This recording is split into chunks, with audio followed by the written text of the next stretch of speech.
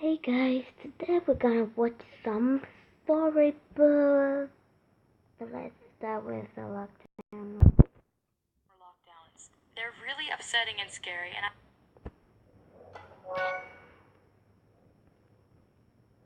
when I was in 6th grade, I had a new teacher at school, and she was just fresh out of grad school. She was literally 22 years old. She was really nice, but she kind of just had no idea what she was doing in the classroom, and the whole year it was just kind of like a roller coaster of up and down emotions. Sometimes she'd get so stressed out and just start crying in the middle of class and would be like, oh my god, I'm just like so stressed, you guys are just awful. And of course, everyone in my class kind of picked up on the fact that she had like no idea what she was doing. So they all just made it worse for her by like thinking they could do whatever they wanted, and that just made her cry more, and everything just got so stressful, and there was just really no structure in the class. So one day we were in the classroom and we were studying ancient Greece, and suddenly I just saw her face go completely white, and she was looking at the clock. So me and all the other kids in the class just looked up at the clock too, but instead of it saying the time, it said bell. And I later found out that bell was the code word for a real lockdown, but I didn't know that yet. So my classmates and I just watched as she scrambled to lock the door, close the blinds, and then she instructed us to hide in the corner of the room. And then she just says, stay quiet, we're in a lockdown. And she was in tears at this point. She was shaking and she was curled up in the corner behind her desk. This was the moment when I realized this wasn't a lockdown drill. This was an actual lockdown. And I was freaked out. I just straight up asked her, are we gonna die? And she looked at me, and as gravely as possible, she said, I don't know. And that literally just sent the whole class into tears. Some kids were even trying to jump out the window. My teacher was screaming at them that if there's someone in this building, there could be more people outside waiting to get you. I was just freaked out. The whole time, I was literally just thinking about dying. It's so morbid, but I was. And I was thinking about like what I hadn't done in my life yet and what more I had to do, and I was basically thinking of my last seconds. And then all of a sudden there's a knock on the door, and we all just like shot up. We thought this was the intruder. First of all, why would the intruder knock on the door? We all just stay there and we don't know what to do, even my teacher. And then there's another knock on the door, and my teacher gets up and she goes to the door. And it's another teacher. It's the teacher next door. The teacher next door asks what we're doing. And then my teacher's like, what? Isn't there a lockdown? The teacher next door goes, no, they were just fixing the clock and that message came on. So then we all kind of got up from the corner. We were like, wait, there was no lockdown? Then I looked into the hallway and then everything was just normal. Kids were in class, they were laughing, they were walking up and down the hall, doing their homework. There was literally no lockdown. The only class in lockdown was our class. Since that day, I've experienced a lot more lockdowns. They're really upsetting and scary, and I just wish it wasn't a reality of the world we live in.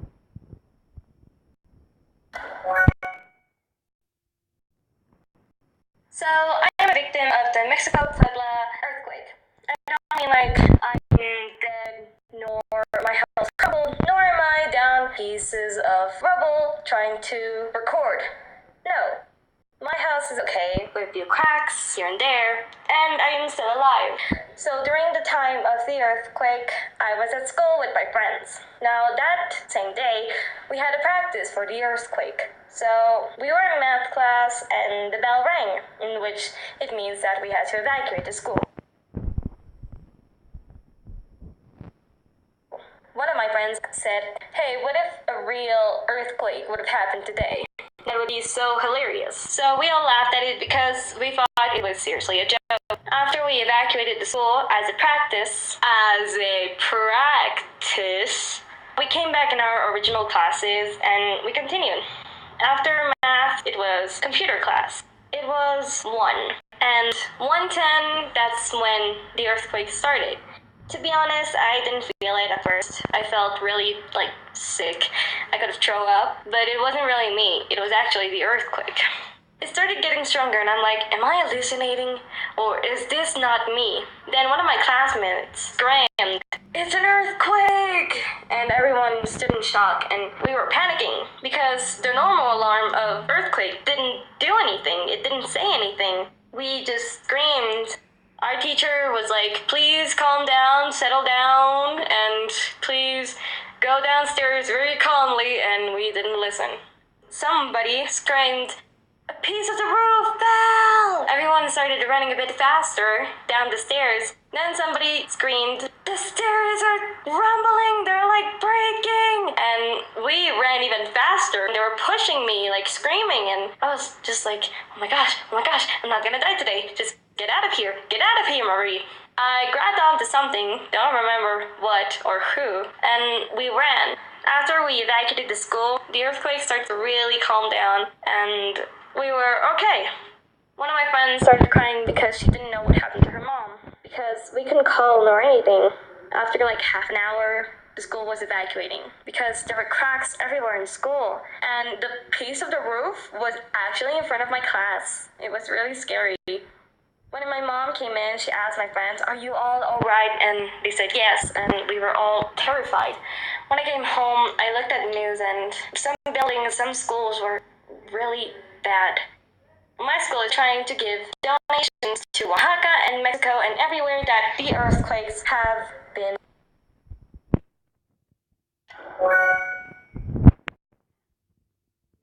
My brother wasn't the nicest person, but we loved each other. And over time, he developed severe depression. One day, I was on a class trip, and I was having fun. So we had just finished up for the day, and we were at dinner, and the teacher got a phone call, and her eyes just got a look of terror, and she just pulled me aside and told me that my brother has been found in the bathroom with his wrists slit. My eyes just filled with tears. I went home from the trip early, and I didn't get to see him. They said I shouldn't have to see him like it. I went to his funeral, and everyone there was crying. We opened his casket so everyone could see him one last time and say goodbye, and I couldn't go over there. I kind of just had a mental breakdown right then and there at his funeral. I just had to leave and go home. I couldn't take it. I didn't get to see him being buried. I would just lay in my room, not come out, and my mom would bring me food and be like, try to eat this, honey. And I would tell her, but I never really ate it. I lost a total of 30 pounds during that time. Eventually, I started to come out more and kind of got to the fact that he was gone. We boarded up his room, and we never went in there. I didn't go to school for about 3 months, and when I finally did, everyone would just stare at me and look at me and just say, she's really here, and like, I can't believe she actually came here. I started talking to a therapist because my doctor recommended that. My mom just did everything she could to help me and my sister get through it. One day I saw my mom talking to a guy, and he said, okay, so we're going to put the wall right here. And it turns out they were going to board up my brother's room permanently by putting another addition to the wall. I didn't want that to happen, so I told my mom no, but she told me they were going to do it anyway. But before they put up the wall, I went in there, and I took everything out of the room that I wanted to remember him by.